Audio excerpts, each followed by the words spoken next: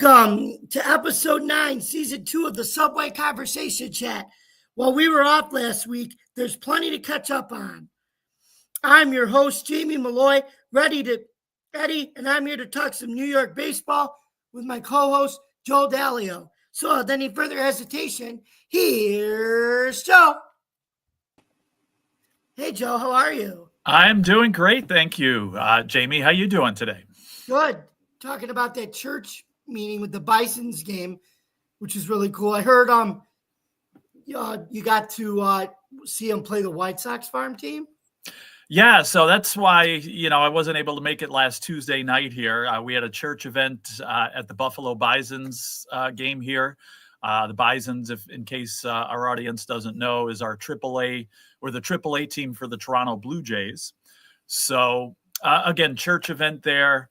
An organization called Teen Challenge that was running things that we supported our church, and that was part of the whole thing. So about 25, 30 church friends. The pastor was there.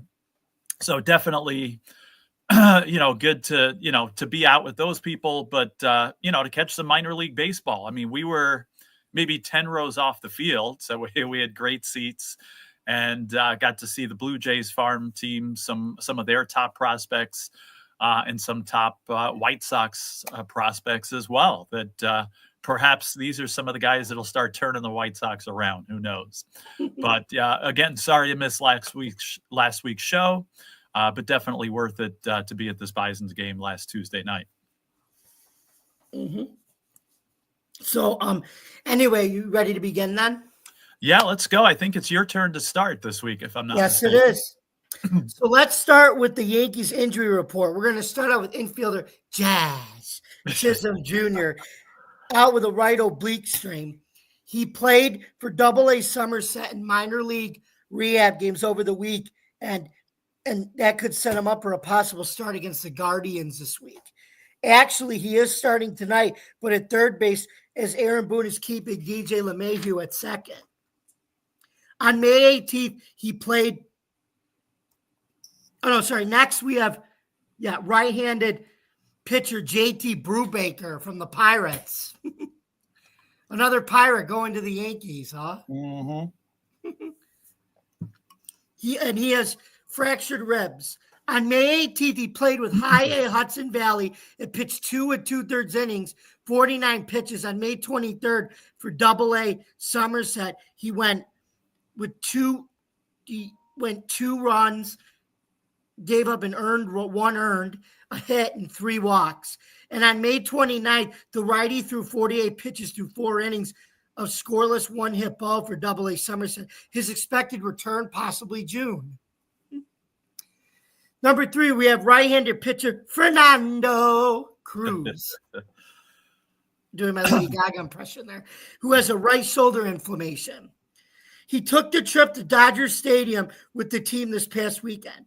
The righty threw 18 pitches in a live batting practice and said that he felt amazing. The talented pitcher pitched against J.C. Escarra and Pablo Reyes. This could be the 35-year-old's final stint before he gets to call up the pitch against the Guardians at home. So now let's turn it back over to you, Joe, for some Mets updates. Joe? All right. So we got 2 weeks worth of stuff here. Now, nothing major, just some injury updates here.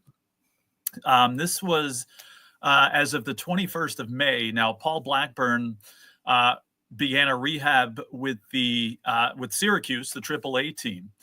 And, he was due back soon and actually pitched last night. It was his first game of the season with the Mets. So that was back on the 21st, where, again, he began the stint with Syracuse. But pitched pretty well with the Mets. It was very encouraging last night. He pitched 5 innings, only gave up 3 hits, no earned runs, and a walk, 3 strikeouts, 77 pitches. So definitely an encouraging start for Paul Blackburn. Now, he may not be starting all the time. Last year he made some starts. He was used in some long relief. So I think the Mets are still going to make a determination as far as exactly how they're going to use him. But again, a great start, a great first start there by Blackburn. Now we're still looking, some pitchers on the verge here. Frankie Montas, who the Mets got during the offseason, and he began a rehab assignment with the Brooklyn Cyclones. This was as of May 24th, so about a week ago.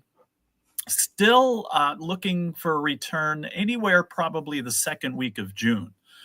From mid-June till the end of June. I'm seeing different reports as far as when that might actually happen, but definitely encouraging. It looks like Montas is not too far away here.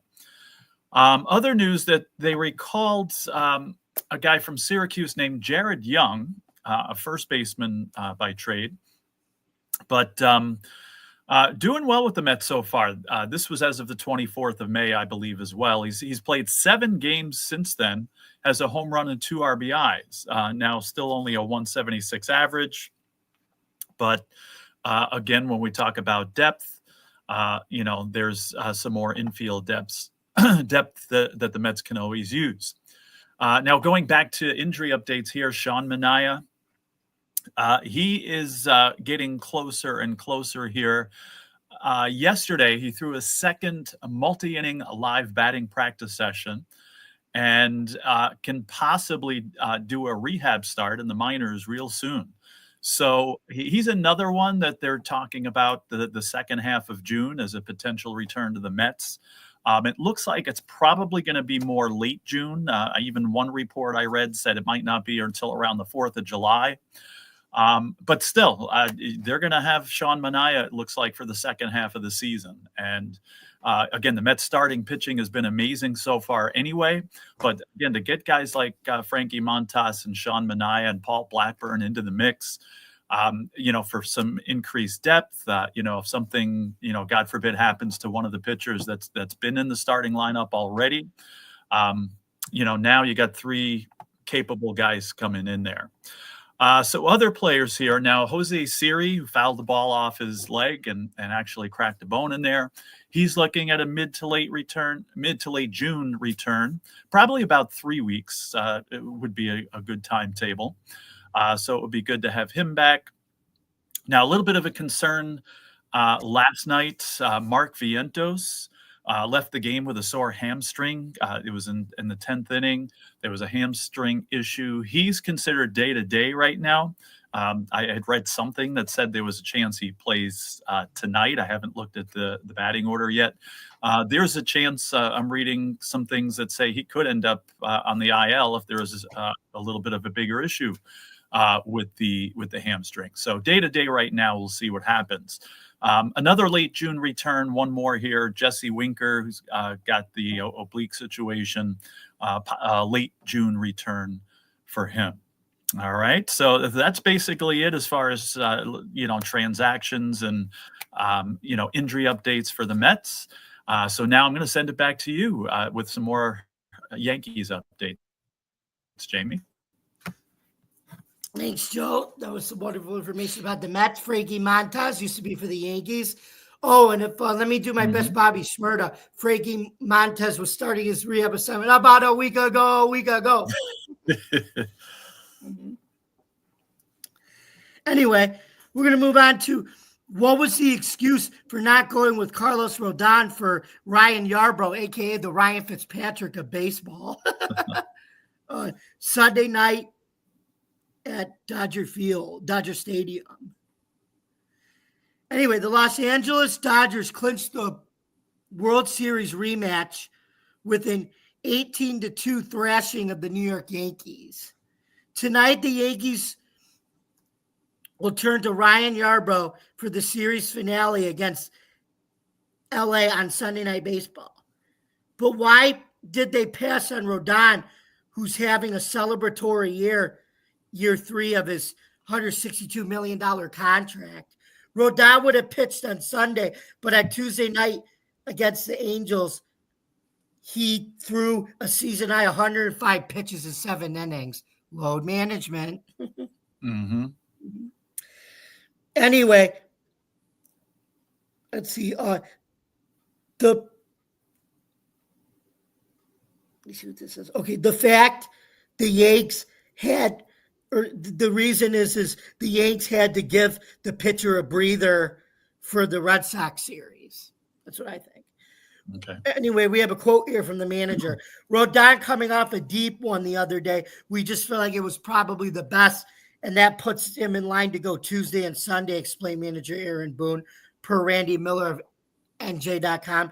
And obviously, Yarbrough is throwing the ball really well, so we just felt like this was the best plan. Yarbrough, oddly enough, was on the 2024 Dodgers team who beat the Yankees last year in the World Series. His championship pedigree is having a positive effect so far in the Bronx this season. He boasts a 3.6 ERA with 35 strikeouts to 4 starts so far. Nevertheless, the most vocal Yankee fans would definitely be rattled that Rodon wasn't on the mound tonight. Anyway, Rodon started the season slow, going 1-3 with a 5.3 ERA in his first 4 starts, Miller added. Since he's 6-0 with a 1.27 ERA in 8 starts. He's worked 13 scoreless innings in his last 2 and allowed 1 run over 18 innings in his previous all wins. And I want to note that what's helped him is he used to only be a 2-dimensional pitcher. He would have a 4-seam fastball and a slider, but now he's added a changeup and a devastating sinker ball to make him more of a complete type of pitcher now, because he knew he had to do this, especially being one of the number ones filling in for Cole, that he needed to be more of a complete pitcher to pitch like a number one, and he has, Joe. So there you go there. So, Joe, what do you think of the New York Yankees going with Yarbrough over Rodon? Because it ended up working out well for them that night. Yeah, still a little bit of a surprise, but I think you explained it very well. You got to manage the load of these guys. As much as we don't want to now, but go ahead. Yeah, it's sad, that we have to think about that. But again, Rodon is having one of his better seasons. He was very inconsistent the last couple of years. You talk about, taking over that number one role or everybody's stepping up with the loss of Cole there. And certainly Rodon has been stepping up, and even, I always talk about pitching, in depth with the Mets, and the depth of their staff and the need for that depth. When you got guys like Yarbrough, stepping in as well. And, okay, so you don't have Rodon pitching and you got Yarbrough going. And like you said, it worked out well for him. That adds to that pitching depth and that everybody step up mentality. And, the loss of Cole is minimized, and again, those are big shoes to fill, obviously. And you hate to lose a guy like that. But when you get your pitchers stepping up like these guys are so far, and like you said, Rodon living up to that contract, knowing that he had to, and definitely, living up to his end of the bargain here, I think that's a big step for the Yankees pitching staff and the depth of it. And I also wanted to ask you, what do you think of the part where I said he now has four type of pitches now? He's not just a 2-dimensional pitcher. He added a sinker and a changeup, so now it makes him a more complete pitcher than just being a 2-dimensional pitcher. Yeah, and I like how you said he felt the need to be that, and I think that's incredible growth for a pitcher, for any pitcher. Even a veteran like Rodon who's been around for a while. Just to look in the mirror and see the need to say, hey, I'm getting paid this big contract, and I need to be counted on, in a greater capacity. What can I do to relish that role? And I like the fact that he looked at and he saw what he had to do and realized he had to be a more complete pitcher, took the steps, and look what's happened so far, right? He's having one of his best seasons here. So I really like how he took that step. He took it upon himself to help the team, help himself. And those things are certainly happening right now. Yeah, and like I said, his sinker's just as fast as his 4-seam fastball. Like tonight, he threw a 94-mile-an-hour sinker, which was good. Yeah. And a lot of their bullpen pitchers are sinker pitchers too, the ones they have now. So anyway, speaking of another pitcher, why Max Fried's first real rough start came at a bad time versus the Dodgers last Friday night. The New York Yankees had hoped to start their series with the Los Angeles Dodgers on the right foot. The Yankees started out hot as Trent Grisham homered to put the Bombers up 4-1 early. With a 5-2 lead, there was no way Fried would implode, not against the champs, right? Sure. Wrong. As Yogi Berra used to say, he had many wonderful things to say, and this is one of them. It's deja vu all over again, mixed with it ain't over till it's over, and Affleck gives you cash, which is just as good as money. But anyway, as the Yankees froze and ended up losing 8-5, and we have a quote from Fried. Obviously, a big core group of the Dodgers won the World Series last year. They know how to win games, said left-hander Max Fried, who was charged with 6 runs and 8 hits over 5+ innings. His roughest outing as a Yankee thus far. The guys did a great job tonight putting up early runs. For the most part, I just didn't do my job.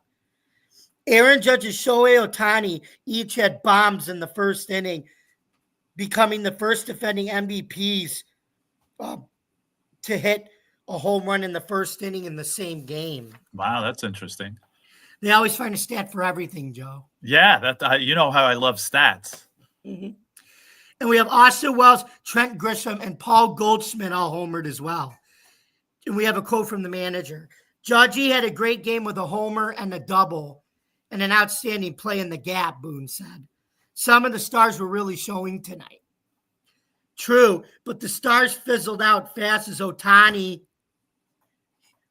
hit his second homer of the game. Then Fried allowed 3 more hits, and one of them came to Freddie Freeman. Ask Nestor Cortez about Freddie Freeman.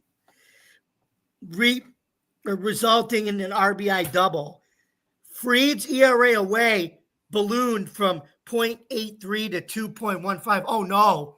It ballooned by that much, and it's still 2.15 on the road. I know, right? He has it so bad, Max Fried. I was going to say, how horrible, what a bad performer with a 2.5 or 2.8 ERA. Mm-hmm. Anyway, we have another quote from Fried. Mostly it was just execution, leaving balls in the middle of the plate, Fried said. I wasn't going to the locations I wanted to. And when you're facing a good team with good hitters, they're going to make you pay for it. Yeah. So, Joe, why was it that the law of average applied to Fried against the Dodgers of all teams? Because he's been pitching so good, too. Yeah, you just said it. The Dodgers do that to a lot of pitchers. So I think, perhaps he got caught up in the moment. The Dodgers were ready for him. Perhaps they knew something. They had information on him. I mean, they've played games against him before. So, perhaps they had something on him. And I think just a combination of factors. Again, the Yankees pitchers are not the only ones the Dodgers do that to. So, like you said, it was the wrong time to have his worst game. I don't know what he's going to do now that his road ERA is now all the way up to 2.8, 2.15. What is it? 2.15. Oh, 2.15. Okay. I thought for some reason I'm thinking 2.8. So yeah, 2.15. Yeah, because it was 0.83. That's okay. Why? That's what I was thinking. But I mean, shame on him to have his ERA all the way over 2+. Again, if I'm the Yankees, but go ahead. On the road. Yeah. If I'm a Yankees fan, I'm not too concerned about that. Again, the Dodgers do that to everybody. So, sad, again, too bad that it happened there. He feels bad about it, but he's the type of person who's going to come back big in his next starts. And again, if I'm a Yankees fan, I'm not too concerned about that. Mm-hmm. So anyway, we have another story involving another bad start against the Dodgers. Anyway, how can the Yankees only hope Will Warren learns from his bad outing? It started as a conversation between the wise general, Garrett Cole, and the young grasshopper, Will Warren. The injured Cole was sharing his nuggets of wisdom to the young stallion, Warren, who was soaking everything in. Cole told Warren that pitching at Dodger Stadium as a rookie is a huge deal. I think it's a huge deal even for him. It's a huge deal for Matt Fried. It's a huge deal for Sean Manaea. It's not just a big deal pitching at Yankee Stadium for a rookie. Right. At Dodger Stadium, my bad. Yeah. No, like I said, and again, this Dodgers lineup, again, they eat people alive, especially, young guys like this. And he's been coming along too before he had a bad start. But anyway, this is where you have Cole's veteran presence and they're helping these young guys still doing that, which we like. So anyway, Cole he also noted that he might listen to 50,000, he might hear 50,000 people sharing their opinions of every warm-up pitch. Yeah. While the information was helpful, it just didn't translate this time as the Yankees were blown out by the Dodgers 18-2. The 25-year-old gave up 7 runs and only recorded 4 outs.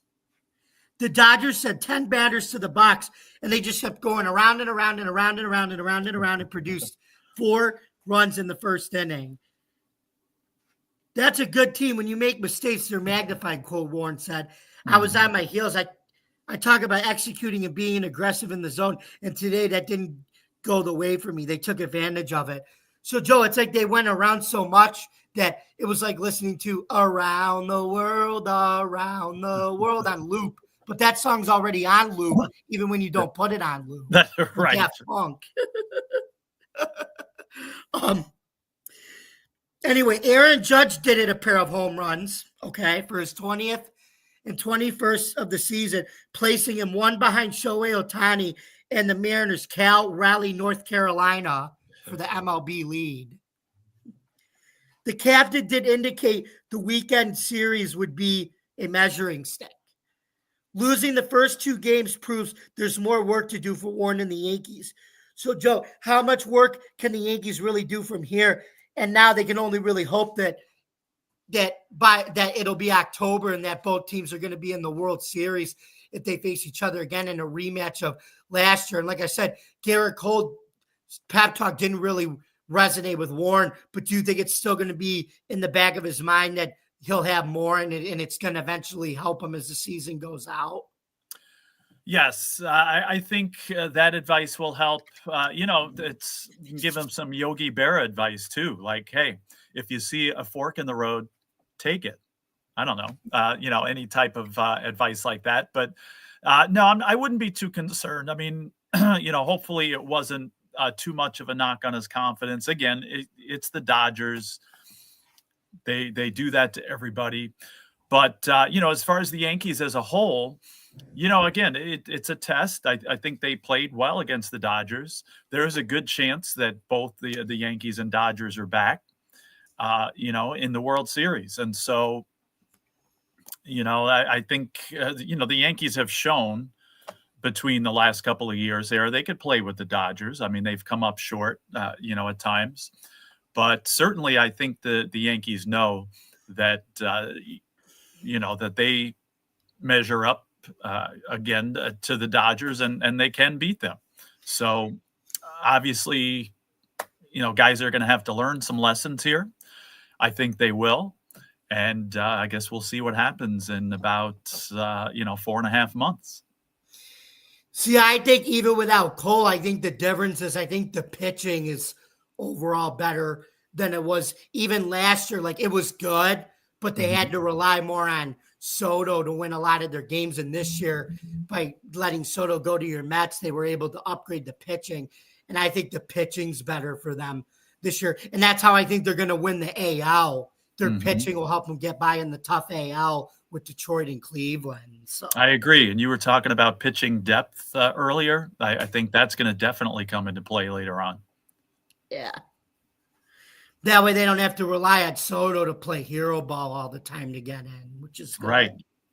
And then some guy named Judge obviously is going to have to step it up in October as well. He hasn't done that much in the past.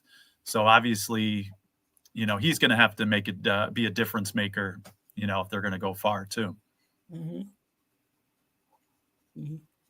Anyway, It is now that time in our show for our question of the week segment. So, Joe, would you like to give it a try? All right, let's go for it. Okay, Joe, here's your question. Can you guess this MLB player? He had 3 straight AL home run titles between 2001 and 2003. Is it A-Rod, Jim Thome, Manny Ramirez, or Jason Giambino? My goodness, it could be any of them. Can you mention the names again? You said A-Rod. A-Rod, Jim Thome, Mm-hmm. Manny Ramirez, and Jason Giambino. All right. Well, I'm thinking, not knowing, but thinking Giambi and Thome were maybe a little earlier than that. So I'm going to narrow it down to A-Rod and Manny Ramirez.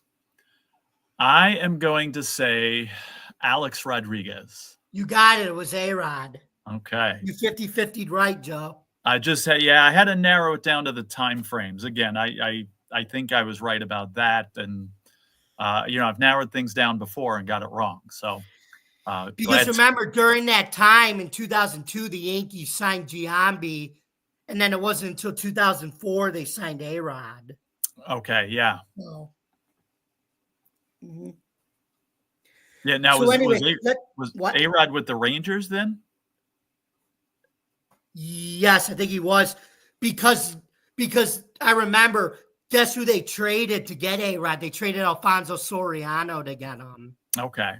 And remember, people were wondering, like, if that was a bad trade, because even though A-Rod was good, Soriano was turning into a star when he was with the Yankees. So that's why a lot of people thought it was an interesting trade. Right. Because even A-Rod did well. It ended up being a wash, though, because even though A-Rod did well with the Yankees, Soriano still played well with the Rangers. Mm-hmm. So anyway, let's turn back over to you, Joe, for some more Mets news. Joe. All right. Well, thank you, Jamie. And again, excellent Yankees information there. And things, let's just say, are going very well for the Mets. So last we talked here a couple of weeks ago, the Mets were, where were they? Oh, they were at Fenway. And they lost the Tuesday game. And, they won on Wednesday. And then they had an upcoming series with the Dodgers. This was at Citi Field.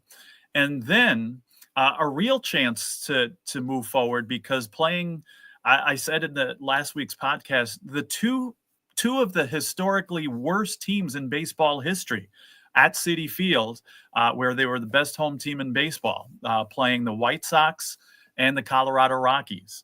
So how did things turn out? Well, very well here.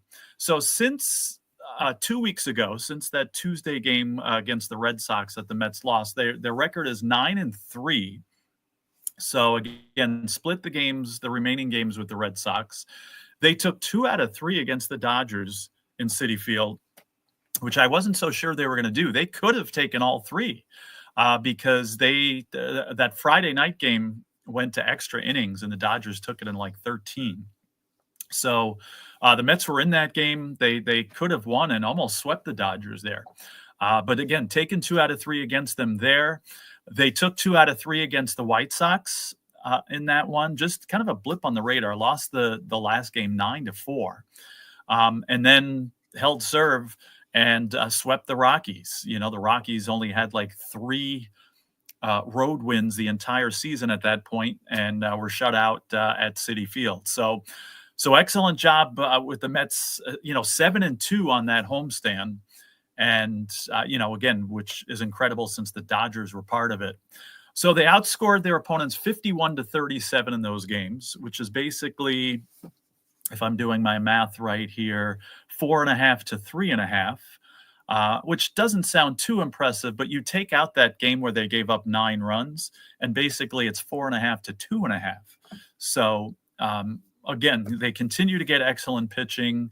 They are 24-7 at home. And I've said this before on previous broadcasts here that, the Mets have been playing at Citi Field for 16 years. This is their 17th season, I believe, at Citi Field.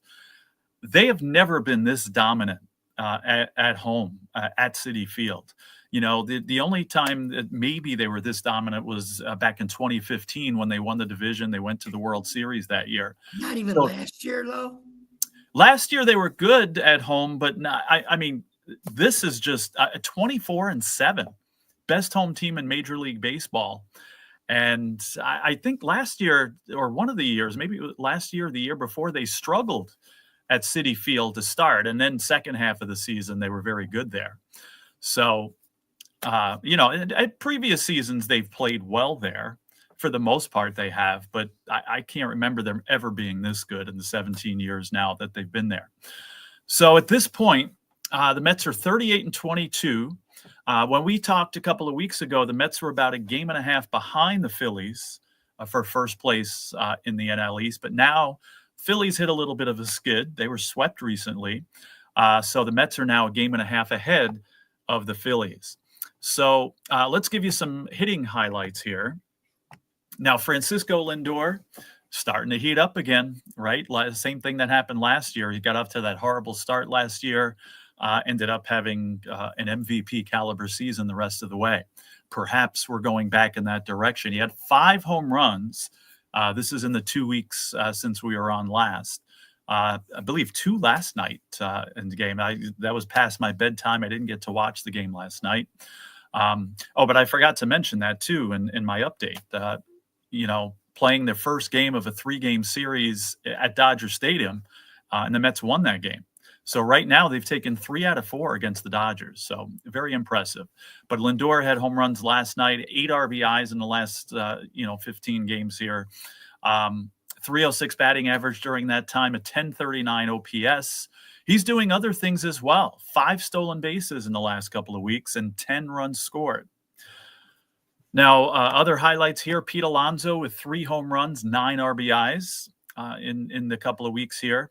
Only batting .217, but still getting some production in there. And a bunch of other players like that. Brett Beatty with a home run, 9 RBIs as well. Now, he's hitting .293 over the last couple of weeks, so no complaints there. But Juan Soto, you know, kind of the same thing I just mentioned with Alonso. A couple of home runs, 8 RBIs, but only batting .186. So it's like, all right, which Soto's going to show up? McNeil, Vientos, Nimmo, and Young all had a home run during that time. Then you also had players like Luis Torrens, who did not have a home run or RBI in the 2 weeks here, but during that time batting .313, and he had a higher OPS at .825 than those guys that I just mentioned, Alonso, Soto, and Beatty. So Torrens getting on base, getting hits, just not RBI hits. That's all. Let's turn it over to the pitching side of things, which still continues to excel. Clay Holmes was the innings leader. Now, he's the only one with 3 starts over this time during the 2 weeks. So much with concerns that he couldn't transition to a starter, right? Now, did you think this was possible? Because, you know, he was on the Yankees. What did you think, Jamie, when you know they were going to make him into a starter? Because he wasn't a starter with the Yankees. What did you think about that? Do you remember? I thought it was actually a good move for the Mets because, like I said, I don't think he was worth that money to keep as a reliever. But the money they got for him to convert him into a starter, you got a good deal for him. And Michael Kay talked about that's common now. They're taking these lower range starter deals with bullpen pitchers and converting them into starter, and they're getting their money's worth out of them. They're relatively cheap deals. Yeah, and it looks like to be the case here, and he's certainly, handling it very well. Now, he had 3 starts. Again, the only one of the starting pitchers to have 3 starts in the 2 weeks here, but still 18 2/3. That's 6 innings basically per. Gave up 11 hits during that time, 6 earned runs, a .91 whip, and only a 175 batting average against. So definitely passing that test. David Peterson probably having his best season ever. He pitched 2 starts here, 13 1/3 innings. So again, 6+ average there, just 10 hits, 3 earned run, 12 strikeouts during that time. Also a whip below 1 at .98. So he continues to excel. Kodai Senga with 2 starts with 11 and 2/3 innings there, 7 hits, 3 earned runs, 12 strikeouts, and only a 171 batting average against. Now, we had some concerns about Tyler McGill. He went through that spurt. He got beat up by the Yankees there and looked like he was kind of tailing down the wrong road. But the last couple of starts, he's done great. Last couple of weeks, 10 and a third innings pitched. So basically going 5 innings per here. Give up 8 hits, 3 earned runs, 16 strikeouts in those 10 innings. So Tyler McGill definitely turned it around. Looks like the start against the Yankees was just a mirage there. So hopefully he continues to go in that direction. Now we do have a pitcher that's had a couple of bad starts here in a row. Griffin Canning. He had 2 starts, only went a combined 5 2/3 innings in those starts. Gave up 6 earned runs in that time, 8 walks. So having control issues there too. So a 9.53 ERA in those 2 starts. And again, only getting 5 2/3 innings in. So hopefully, this is his Tyler McGill moment and he gets back on track. Mets bullpen continues to excel. I just picked out a couple of highlights here. Edwin Diaz had 3 saves in 4 opportunities. He blew one of them, but still 3 saves, pitching well. 7 1/3 innings, only 3 hits and 1 earned run over that time. So definitely continues to be reliable. Now in middle relief or later relief before getting to Diaz, Reed Garrett, who excelled last year with the Mets and continues to do so here. 7 2/3 innings in the last couple of weeks, only giving up 3 hits, no earned runs, and a .65 whip. So not walking guys either. So Reed Garrett continues to do well. Huáscar Brazoban, same thing, 7 innings, 6 hits, 2 earned runs. Max Kranick, a .79 whip in 6 1/3 innings. So that's what's getting it done for the Mets. Now they're scoring runs. They're starting to score here too, but their pitching just continues to excel. And now that you got guys like Montas coming back, you got Sean Manaea on the horizon, Paul Blackburn in the mix now. If anything happens, if any of these guys get tired, or for example, if Griffin Canning continues to pitch ineffectively, or if any of these other guys go in slumps, you got guys that can step in. And you were talking about load management before too. I'm wondering if they would do this. Maybe use a 6-man rotation. Who knows? As we go down the road. So I don't know if they have to do that, because again, with Blackburn coming in and when Manaea and Montas got in here, they're going to be fresh. They're not going to have the first half of the season under their belt. So it'll be interesting to see what happens with that. So we'll look ahead real quick to this week. We got tonight and tomorrow against the Dodgers.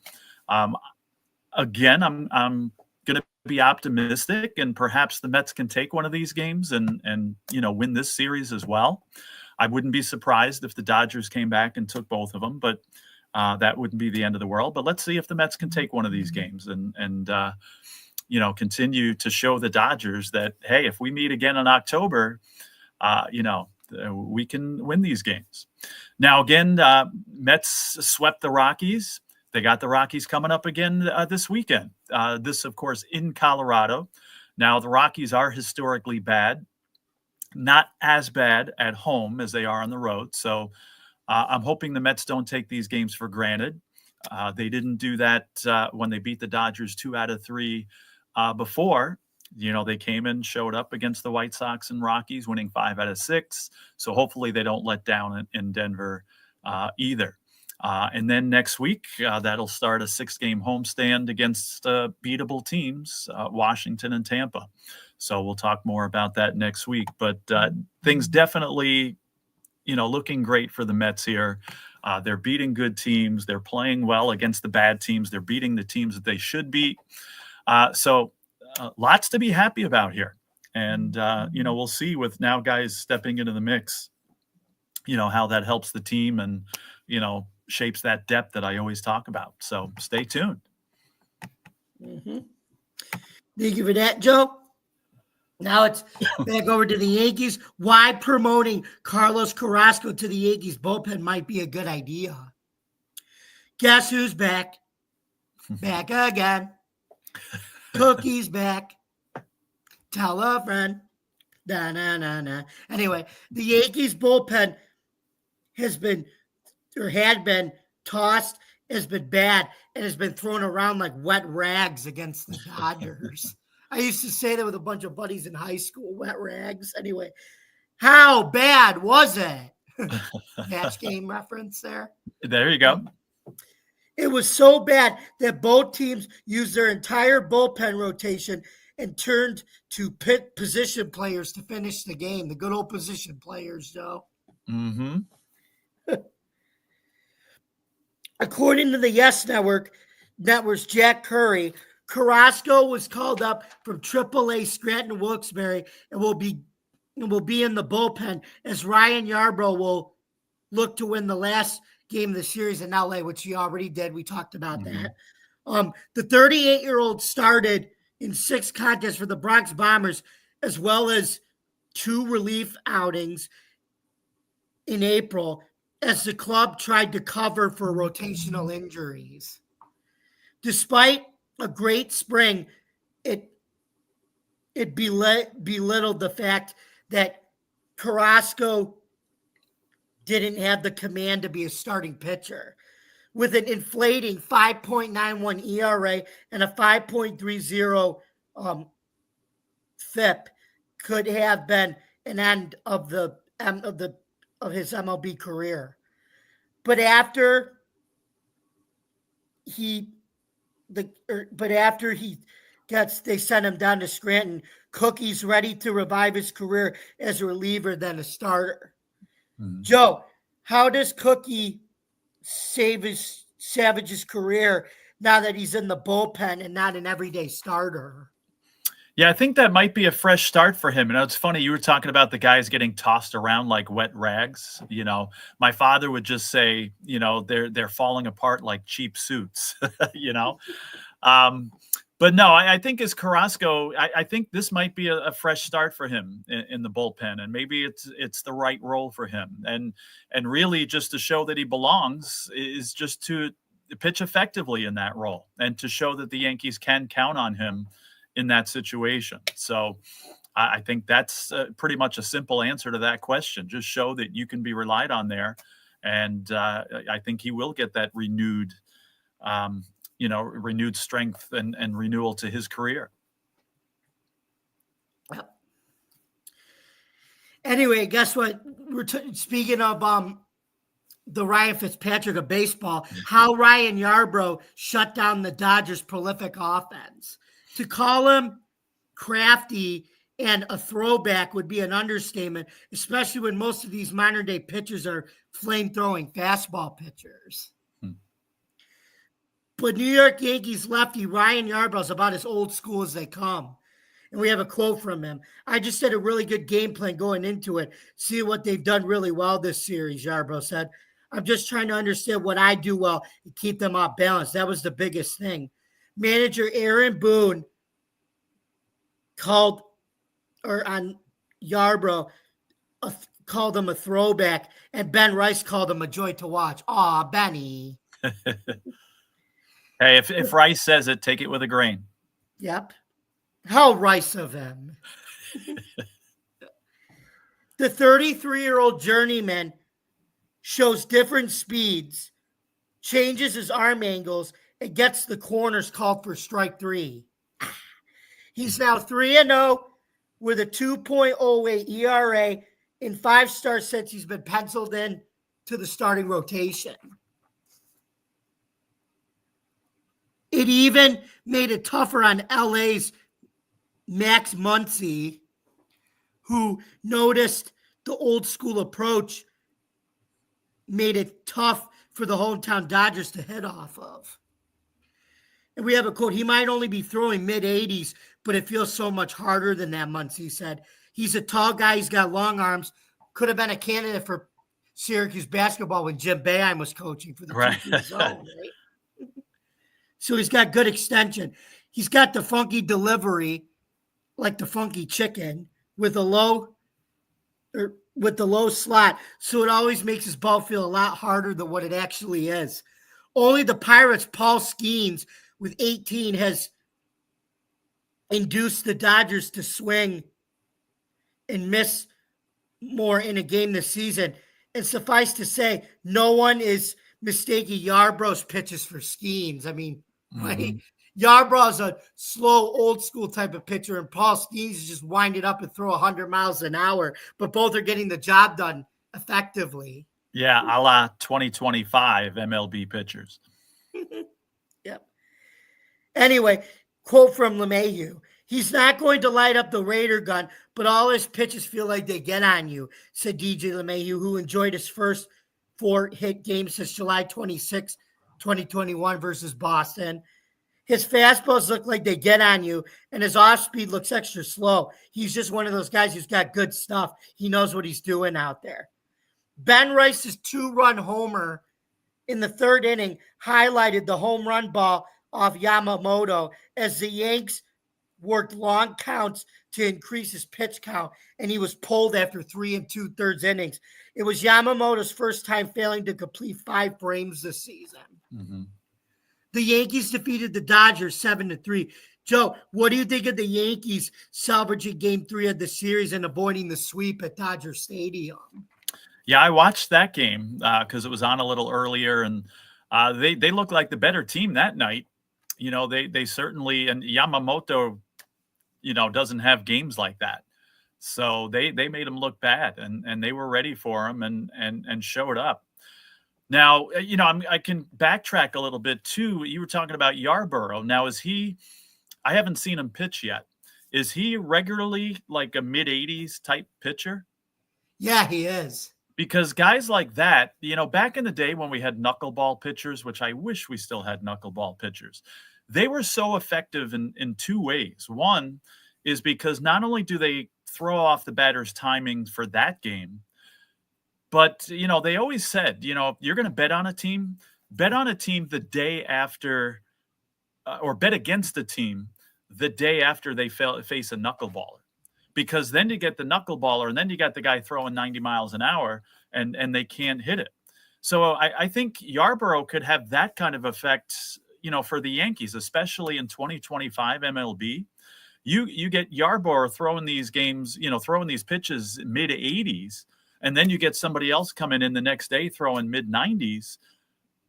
That team's going to be thrown off, and it's going to throw off their timing not only when he's in there, but the next game as well. So I think that's going to, you know, be something that's going to help the Yankees pitching staff as well. So, but yeah, kudos to the Yankees for making Yamamoto look like a minor leaguer. Again, I watched that game, and it seemed like the Yankees dominated that one, and the Dodgers didn't have a chance. So again, send that message. I was talking about the Mets sending that message to the Dodgers saying, hey, you know, you're not invincible here.